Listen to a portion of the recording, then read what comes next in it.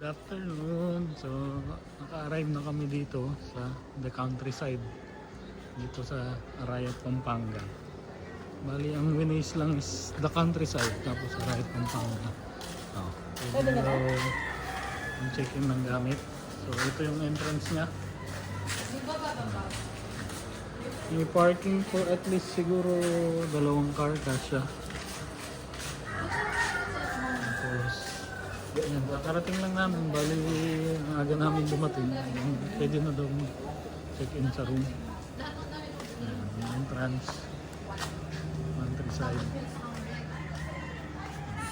Tapos mayroong pool, mayroong pool. Simple lang siya pero ang cute. Saan ang room? Okay. Ayaw bang pipili ng room? Ha? Ito na. Ito daw yung room. Sige nga. Ang bango! Ang bango. Ang bango. Uy, dahil kama. Hindi pa siya. CR? Ang lamig. Yung mga Perfect. parang dorm style Nakakadama na ako. room. Ito may ano, Ayan. may Dito kama. Yun yung isang room. Tapos ito yung, dito yung baby. Feeling ko dito sila niya. Dito yung baby namin kasama. Tapos, bali, 2 room. 2 room ba o 3? Kasama ba yun? Hindi yun. May shower siya sa labas. Dito lang din siguro kami mag-stay. No? Ayan, baba na namin yung aming mga gamit. Ito yung isang room.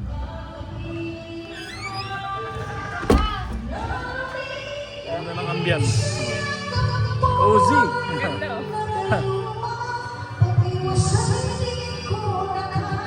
Balik kami yung unang dumating. 3 batch kami, 3 sasakyan. So yun sa kanilang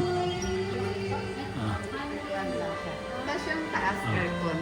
ah, Yun yung electric fan. Pwede naman kayo gumamit ng 2 electric fan. Hindi, kasya na po kami sa ano. Sige, check natin taas.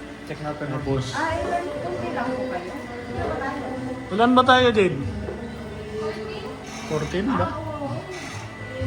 Kasi doon sa kapila, Ang dami na ng tulugan dun eh. Ito sa baba, electric fan room. Pero presko din pala kahit ano eh. yung sa taas din po masarap. Teka, kakit ako dito.